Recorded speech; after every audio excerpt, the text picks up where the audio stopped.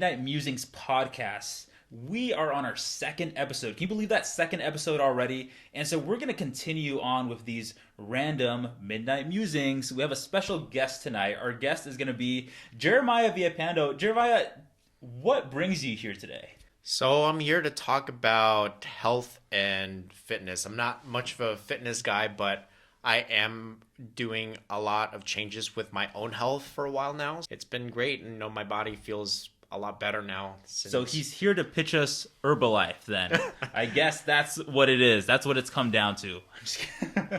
All right, well, thank you for joining us, Jeremiah. So I want to get into fitness too. Tell me about, a little bit about your background. What has been the journey from you? Give us even childhood. I mean, what did you enjoy doing for fitness, and what are you doing now for fitness and health? So I grew up playing a lot of basketball. So it started with, middle school, sixth grade, I tried out for basketball. Okay. Didn't make it. Seventh grade till high school, I played a lot of basketball. So I was in high school, JV, and freshman team. I didn't make it to varsity, unfortunately, but... They're lost. But I've loved basketball ever since, and I'm still playing it to this day. I play at the Tarkanian League at Rancho. Okay. So, explain to us your journey, doing sports and doing basketball. Is it something that is like entertainment for you, or is it more almost like therapeutic, or is it just to get your workout in? I mean, how would you describe your relationship with basketball and sports in general? It's therapeutic to me. I mean, it's entertainment and therapeutic, because when I get into a gym, especially if I haven't gone to a gym at 6 a.m. because that's the most challenging for me. But if I do go to a gym at 6 a.m., yeah, I can smell the fresh paint of, the whole smell gym, victory. pretty much. And, it's the squeaks of sneakers. That's just like therapeutic. I mean, sounds really weird for some people, but to me it's like music to my ears. Right. Yeah, no, everyone has that. I think that's the beauty of part of life, right? So we're interrupting this podcast in the middle of the podcast because one of the lights just fell down, and so we don't know if that's like some paranormal beef. Like, this is a new facility, but I don't know, maybe someone passed away in construction, and they didn't like Jeremiah's talk about basketball. So someone probably died. Someone probably died, and they're buried underneath. Someone straight up tried to dunk in the construction site and they died. So that's our new theory. All right, but going back to your story, going back to this idea of of finding therapy in just I would say even sports, but finding that thing that is just music to your ears. And yeah. I think there's things that can be duplicated that have their online versions. Sure, I mean, you can play a video game and you can emulate that, but it just doesn't come close to that real world experience of you doing your thing. Is there anything else that you really enjoy that it gives you this kind of sense of therapy, or is it unique to playing basketball? It's mix of both. Because back 2018, my brother and I play at the same league. Okay. So we won 3 straight championships. And then after that, I pretty much retired for a bit. So until this year, 2023 of last year, I came back. So about 4 or 5 year of like hibernation. Okay, so like... And again, I am basketball illiterate, but like, do the local leagues give you rings? Because that'd be so cool if you're just like repping rings. I'm like, yeah, these Las Vegas edition, Green Valley edition, like, look at these rings. No, most of them do, but for our division, I think we got only trophies. Okay. So, and then my brother has the MVP, like big one, and she has the MVP trophy. So he has nice. Both the team's trophy and the MVP. So this year I'm trying to get that. Yeah, trying to aim for the trophy, guys. And that's the thing. Aim for victory, right? And I think that's the best that we can do, right? And this is kind of turning to life lesson, but it's kind of interesting too, because I feel that nowadays so many things to do with sports are like participation prizes. It's like you do it for the sake of doing it, and that's great to do it for health wise, but it's like, don't you want to strive for something? What's the point of participation right? trophy? I mean, Kobe had said himself he doesn't care about participation. Yeah. He wants the actual it's about doing a metric, a goal, or something. So like, I guess my question for you would be, as you're playing basketball and stuff, what is kind of your overall health goal? Do you have somewhere that you want to achieve to? What does that look like? I mean, health wise, I do want to lose weight, more weight. So I'm like 200 right now, 205, trying to go back to at least 180, 185. Yeah. But it's more of the reason why I came back after 4 or 5 years of hiatus. Yeah. Is for me, I just missed it. I missed the camaraderie of like screaming defense and hey, because I'm on a center, so my position on defense is center. So I'm like, screaming, talk to me, like, and when I see the ball going left, I'm screaming left side. Right. And I think that's so helpful too on the social standpoint. I don't think people really understand that like being involved in a team, anything, is just so good for your mental health. Like being able to talk to people, to communicate with people. Yes, even if it is screaming with your fellow teammates, it's that communication, because it puts you into in a form of almost like, fight or flight, right? You're in survival mode. In those seconds, you are really actively using the skills that our ancestors use, and you're putting yourself in that mode. And I think it's so helpful to put ourselves out of like your regular comfort mode, whether that's, working from the office or, doing your daily errands, and just put some more intensity in your life, right? I think it's the same thing it connects with business. Yeah. Because, I mean, it's a team game, and you're connecting with them, and your communication level, I mean, I've seen communication level increase when I'm playing sports. Okay, so here's an interesting question then, because I've seen a lot of, players across different sports, whether that's basketball or soccer and other things, they end up becoming really good entrepreneurs. So do you think that there's some kind of correlation, some kind of theory between being a good athlete and being a good business person? I believe so. Yeah, I mean, you see them all the time. You got Tony Parker, you got Kobe Bryant, you got Shaq. Shaq is literally everywhere. He endorses like practically everything. It's everywhere. I mean, I think basketball or any sport teaches you a lot of the communication skills. Right. I mean, you see it all the time. I have to communicate with my transaction coordinator. I got to communicate with the listing agent. What does that mean? You're speaking gibberish, Jeremiah. Explain what you do. What is this transaction coordinator? Are you some kind of drug dealer? You're like, let me bring in my kilos. I need. So a transaction coordinator is basically like my assistant. Okay. So she does all my paperwork. I hate paperwork, so she does everything for me. Shout out transaction coordinators. So I pass it on to her if something, significant happens, or if I have to put an offer in. I tell her, hey, this client wants $400,000. Here's the list of contingencies my client wants. Blah, blah, blah. Boom, boom, boom, boom. Send the offer. I just sign it and review it. Rinse and repeat. So basically real world practical skills right now, delegation, teamwork, all that kind of stuff is very centered and applies to business too, which I think is kind of interesting. So you know what I'm curious of? I'm going to do a poll right now, and I'm curious to see what the answers are. So comment down below if you are an athlete or you enjoy doing sports and you're also an entrepreneur. I'm so curious to see what the ratio is on that. And then also comment, I guess, if you are just one or the other and you absolutely have nothing to do with them and you think we're just crazy for putting this idea, this theory, this correlation in place. I don't know. Okay, so we're talking about a lot of fitness. We're talking about health. Let's kind of like hone in a little bit more on the health aspect too, because again, that's at least those are the stats that we're being told recently, is that it's 80% diet and 20% fitness, and like it's hard for me to apply that because I hate diet. I just like to eat. So tell me a little bit about what is your dietary nutrition and what struggles do you have with that? I mean, the struggles right now is sweets. Trying, I mean, you probably have the same situation. Okay, come on, Jeremiah. List off some sweets. What's on your mind right now? I mean, I love ice cream. I mean, you probably do also, but I used to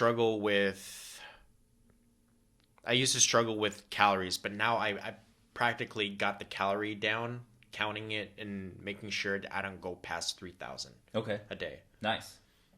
And, for those of you that are not, like, fitness aficionados and you're not totally jacked like us, I'm just kidding, right? You're not, like, super bulging. So you may be under that misconception that it's, like, the 2,000 calorie a day limit or whatever. Listen, guys, that is, like, the most generic, completely inaccurate recommendation. It's like it's a myth. 2,000 calories. I mean, I don't even know who put in that random number, guys. You're gonna be really weak. Yeah, if you participate in any kind of physical activity regularly, that's nothing. I mean, unless obviously, like, there's so many factors that go in place. Obviously, size wise, right? I mean, if you are like a 5-foot girl and you weigh like 110 pounds, okay, cool. Maybe that's a good caloric consumption for you.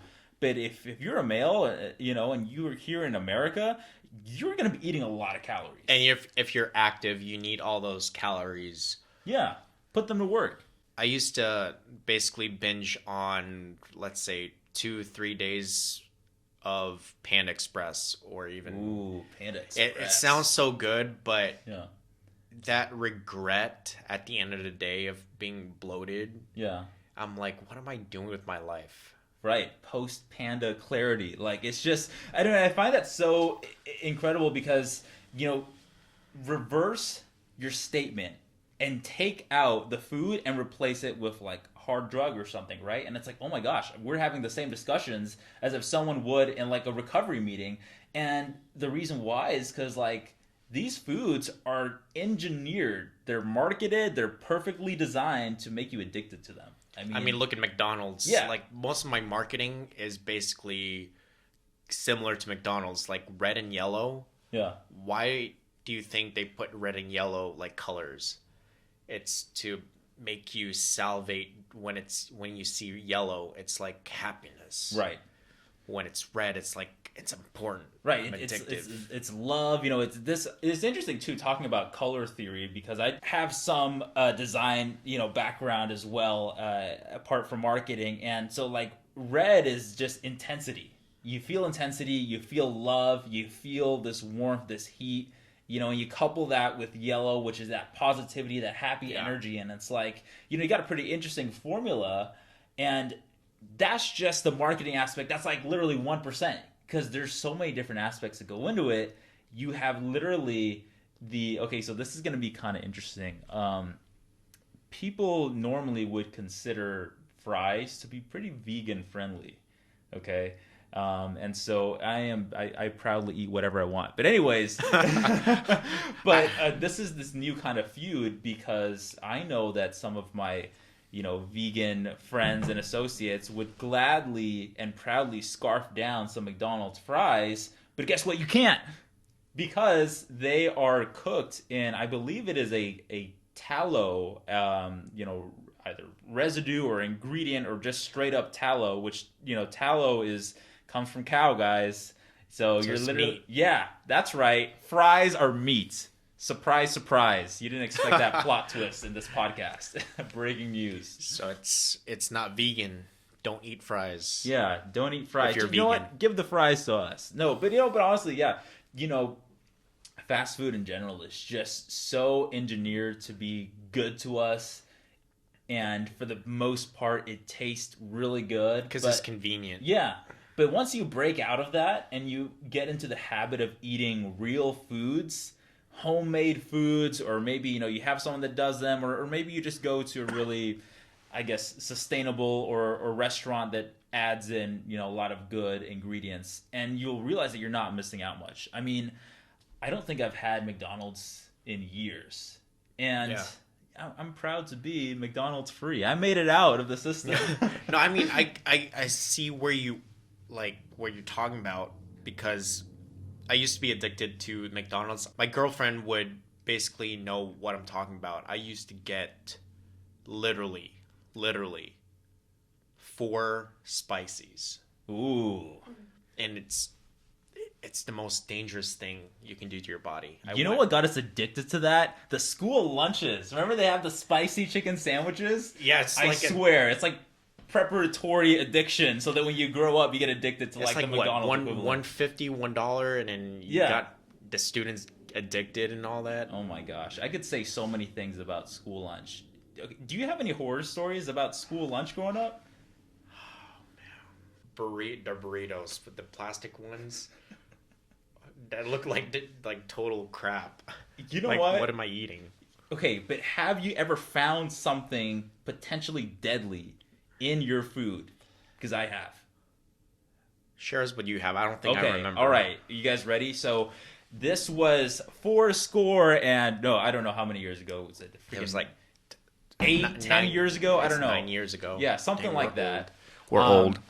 Yeah. So I was in high school, and I think this was like sophomore year or junior year or something, and I was eating a cheese stick. And I love cheese sticks. And I'm like, hey, this is pretty like a vanilla type of like, lunch food item. Yeah. I usually just scarf it down. I don't usually have to like look twice at my cheese stick. But thankfully I did. And you know what? I'm kind of like those weird people. I know that like, I guess in proper cheese stick etiquette, you're supposed to like peel it, right? I like chomp into that. Okay? But this time, for some reason, I'm like, you know what? I'm not going to chomp into it. I'm going to break it in half or something. I don't know. I was feeling creative. When I broke it in half, there was freaking worms in it. Oh, there was worms inside of it, okay? And so, and the cheese stick felt cold too. So it's not like, oh, we left it out or something. No, it was refrigerated because it felt cold, and it was sealed. I unsealed it, and freaking worms came out of it. And not how many worms? Just one or multiple?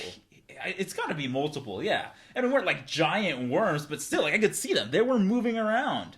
Oh my God, like, that's disgusting. What in the world? This is what the school feeds us. This is what Nevada is feeding us. I mean, come on. FDA approved. Yeah, FDA approved, right? Yeah, my ass. We all know that means anything. FDA approved. Goodness. So then I like reported it, I guess, but not formally. I was just like brought up to the attention of like, I guess the cafeteria hall monitor, or I don't even know how the hierarchy works. The cafeteria mall cop? No. But I showed it to him. Hey, this thing has worms in it. And straight up, he was like, oh, wow. Picked it up with the rest of my food that I had finished, tossed it to the trash, didn't say anything else, just moved on with his day. Oh my goodness. I'm like, oh, all right, so screw us, right? So sure. So basically, you're saying elementary school, middle school, high school basically could have some worms inside our foods. Some worms inside the food, guys. Get it right, okay? The school is out to kill us, and so is McDonald's, okay? And with that, we're going to take a brief commercial break. Stay tuned. We'll be right back to more Midnight Musings.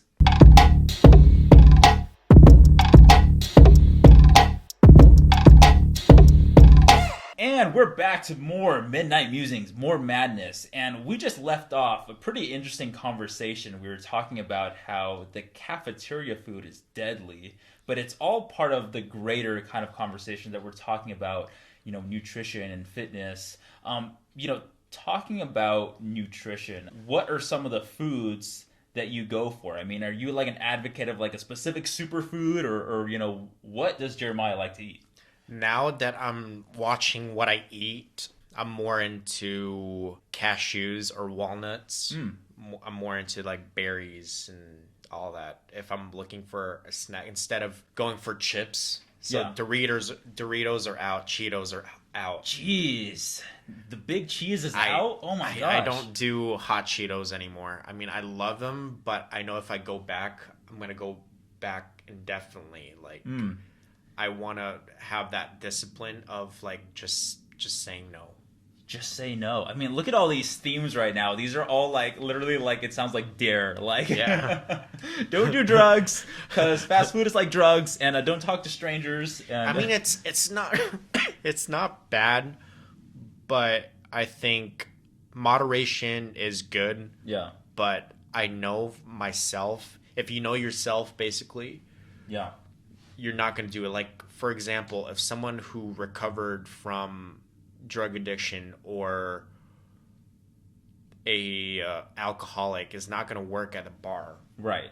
or a pharmacist because they can't control themselves. Right. And that actually goes back to really interesting talk that I listened to one time. Don't ask me the author because it's just a random talk. Okay, just take it for what it is, guys. But the concept is about danger and like knowing your limits and knowing your boundaries. And so there was a job interview in the story going on, and the interview was for a professional trucker. Okay, big semi, big heavy equipment, very expensive, very life-threatening because it was for a position up a very high mountain. And so the people interviewed were all asked the same question. And the question was, how far off the ledge can you safely drive by? And so, as they're interviewing people, the first person says, oh yeah, I can drive within like 3 feet off the ledge and still be safe. Yeah. The second person says, oh, that's nothing. I can drive within 1 feet of the ledge and still be safe. But they're not getting the satisfactory answer. The third person comes and he says, I can drive as far away from the ledge as possible. That's his qualifying thing, is as far as possible. So you're not trying to like, oh man, how much closer can I get to danger? Like you're actively telling yourself, as far away as I can get, that's how close I'm going to get, you know? And so that's an interesting lesson for us, as we it's a dangerous world, no matter what it is, whether you're struggling with, food or other things, or your mental health, like don't limit yourself and try to be like, okay, this is the safe zone. Whatever more distance you can place between yourself and things that can cause you harm, stay away, right? I mean, they say, I read a book, it's by Gary Keller. It's called One Thing. See, he remembers his authors. So it's a great book. Read it. So it's more of a productivity book, but it's more of a mental book for me. But there's one thing that I took home with that is it takes about 66 days before your habit kicks in. So for me, my New Year's resolution, I have no New Year's resolution because I don't believe in that. I believe in habit. Right. So with the no coffee, going back to the no coffee thing, that started in May of last year. Wow. So it's almost a year. You're going strong, man. Yeah. I love it. I've taken a little bit of like sip from hers, but then I feel disgusted. Like maybe because it's bitter. Right. Or maybe I'm just like, I hate coffee now. So I feel like this is a really interesting kind of topic because on one camp you have people that literally can't function or do anything without their coffee, and you have a very small marginal group that is coming out of that or coffee was never their thing. So for you it sounds like you started off really enjoying coffee. So what was some of the factors or the strategies? What did you use to kind of get off of that?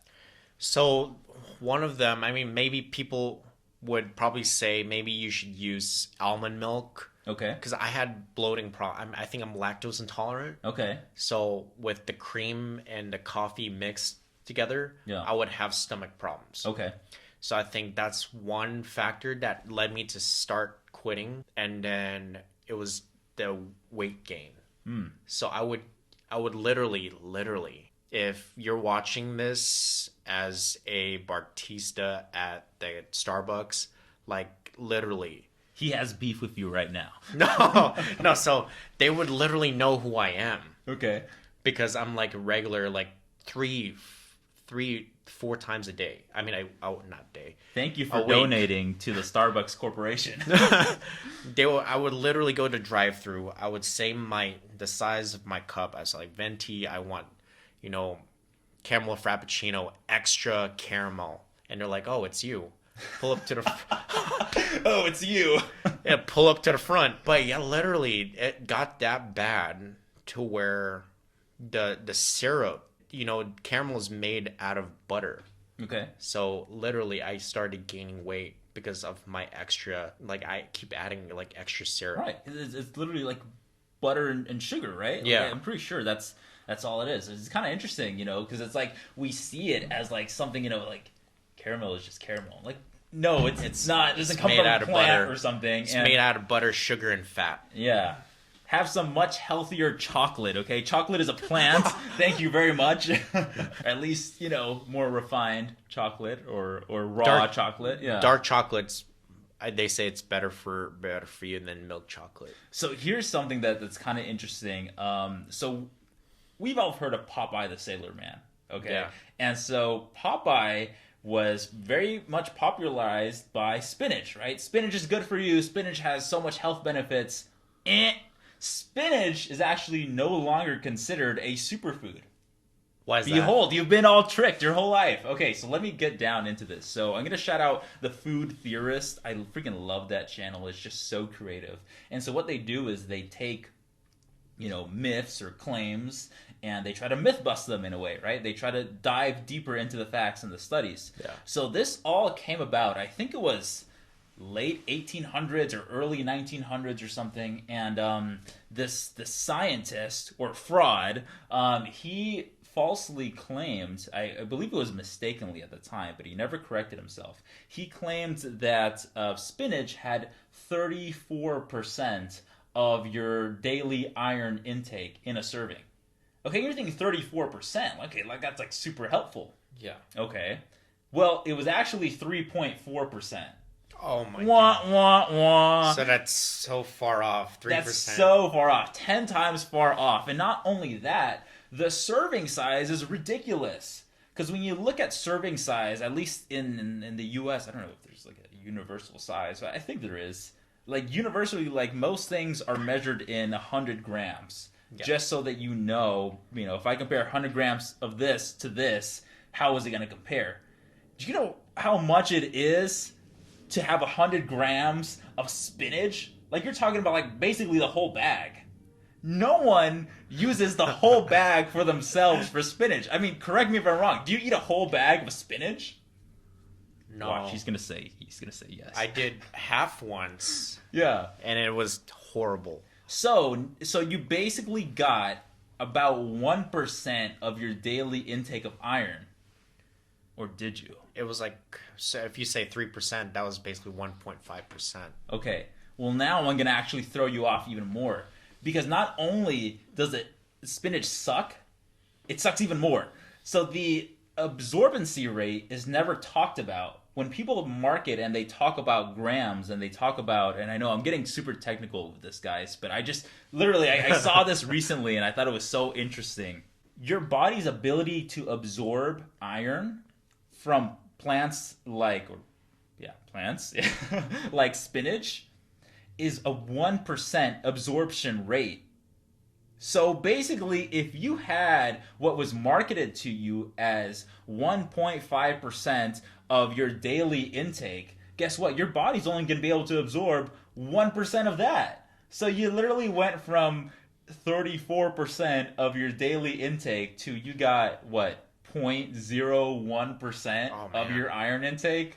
Yeah, so take that, spinach. So basically the whole marketing of Popeye the Sailor Man was just a superhero, fictional. It's a scam, bro. Yeah. It's a scam. You guys have been scammed and bamboozled, and Popeye is a sham artist, okay? And so it's super interesting because, you compare that to another food that gets a lot of hate, and rightfully, sometimes it gets hate, right? Which is chocolate. Okay, chocolate gets a lot of hate. But for all you noobs, chocolate comes from the cacao fruit. I guess it's a vegetable. I don't know. I don't care for that. But what's important to know is that the cacao, so if you're having dark chocolate, at least 70-something% dark chocolate, I believe that has an estimated 12% of your daily value of of iron in one bar of, a 70% dark chocolate. So, yeah, dark chocolate absolutely destroys spinach when it comes to getting your daily iron intake. So if you're anemic, throw away the spinach and have some dark chocolate. The whole bar. Mic drop. Yeah, the whole bar. The whole bar for one day. Yeah. And that's... Get your iron. And that's the madness behind it. I mean, there's so many different nutritional scams, but I think that's just something to be weary for. So, as we're closing this out, and I know we had this awful long talk Yeah. about spinach. Name drop us. What are some of those favorite foods? Because I know you're Filipino. I know you got that good stuff. Okay, he was really. We did an episode for his business. This was last week or something. Yeah. And he was just name dropping all these good foods. So now that we've talked about health and nutrition, all this stuff, I think it's only fair to talk about balance, right? I mean, you have to balance out. Yeah. There's some things that, okay, cool, they're not the most nutritionally sound things, but they make us happy. So what are some things that really make you happy that you go out to eat? So, I mean, we're talking about balance. Yeah. And I at least have cheat days maybe once or twice a week. Okay. I should only be once now. Okay. It should turn to just once. I'm still working on it. But if we were to go to just a fast food restaurant that I really love, and it's to reward myself for being good all week, Yeah. it's Jollibee. So I love spaghetti with hot dogs and cheese. Gosh. So that's about, I don't know, like 650 calories. Yeah. And I remember that because I'm looking. Because he's addicted. That's why. I'm addicted to like trying to be fit. Because, I mean, I'm addicted to basically for change. I want change in life because I'm tired of, I think one thing that made me change and look at calories, I think I had a basketball game like a couple months ago. Okay. And I was in the middle of the court, and I was struck by a backache. Okay. And Explain that to our basketball newbies. What just happened? So I went for try to get the rebound, try to get the ball. Right. And I landed, and next thing you know, I could hardly move.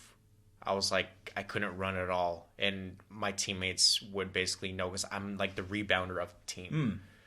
So they're like, you're not yourself. Like, you were right. You want to go out. I'm waving them off. I'm like, no sub. Get out. Right. And they're like, don't force it. You're going to get injured. So I think within 5 minutes, I'm like, okay, I need to get out. I think sometimes we all need these kind of reality checks, right? Because I think one of the hardest things to face is the fact that, we have mortality. And sometimes we grow confident in the things that we're good at. But if we don't back that up with just overall health and fitness, like it's really hard to keep doing what we love. Yeah. So I think that's so I like to end these with some type of challenge or something. So for the audience, I think I want to challenge them a couple things. Number one, throw away your spinach. No, I'm just kidding. Okay, for the real challenges of the evening, I think we're going to start off with challenge number one is do a physical sport, or at least try one out for a substantial amount of time, preferably something that's a highly team-related sport. I think based off what Jeremiah is saying and, a lot of other things that we study online, it's real good for your health. So online team, and then, try to push yourself to do something that's a little bit out of your comfort zone when it comes to your dietary habits. Okay, try not to indulge as much in the delicious, mouth-watering, advertised fast food. And yeah, I think I'll end it at that. So those are our two challenges for the night. Now, before we step out, Jeremiah, do you have anything else to say to contribute to our watchers? Like starting off with new things, yes, it's hard. Like me being on social media, I'm an introvert. You think I'm this extrovert who loves videos and all that. Right. I'm actually not. I'm totally an introvert. So with that, I'm correlating that with health and fitness. That's going to be hard the first time. I think my first meal, trying to count calories after my brother told me just start counting that. Right. Was instead of a full foot-long sub, I usually eat a foot-long sub by myself within 10 minutes. Nice. And scarf it down. And it's like finished like new record, or 4 tacos within 5 minutes. Like, who does that? But you know what? I think you brought up something too, which is kind of interesting. You brought out the counting calories, and normally people would do that through like the nutrition information, right? Yeah. And you know what's kind of interesting too is that this is going to be the third challenge as well. Is be aware of what you're putting inside your body. You don't necessarily have to calculate everything about your meal, but this is challenge number 3. And you know what I find is kind of interesting is you will have a lot of opposition, more than you think. Actually, so I don't remember where it was. I think it was Pennsylvania, because I don't know, Pennsylvania is weird, but it was this, and I don't actually dislike Pennsylvania. Okay, it's just there was an article that came about, and it was about a university removing the nutrition labels off of their cafeteria food because it offended certain people. And they didn't want to look at the nutrition labels because bunch of Karens. Yeah, bunch of Karens, whatever. They claimed, I think the premise was that it was fat phobic to list the nutrition values. Listen, I don't care what anyone says. Being fat is not healthy, okay? You can have some curves, some weight, you know, but if you're going to die by the age of 30, I guess enjoy being obese and overweight. But the rest of us, the population, wants to live a long and plentiful and happy life. We want to be fulfilling in our life. So don't stop us, okay? We're not stopping you from eating McDonald's 10 times a day. If you want to have McDonald's 20 times a day, by all means, splurge. I mean, it's not being, being fat is, we're not saying you're cast out from the society. Yeah. We're saying it's not really good for you. I mean, Santa Claus is fat, right? We still love Santa Claus, I think. I have a bunch of people who are, name dropping. But I mean, with me being 5'9", 5'8", I don't even know what height I am. Yeah. That 210 pounds was overweight. Okay. So I think reality check, because my brother is fitness fanatic and he was a personal trainer. So I'm like, hey, am I overweight for this height? And he's like, yeah, you are. Yeah, a little bit, yeah. But yeah, guys, so thank you so much for tuning in. This has been such a great convo. I look forward to doing this again. Thank you again, Jeremiah. I hope to have you on future episodes. Absolutely. So with that, we're going to be out. Peace. Peace.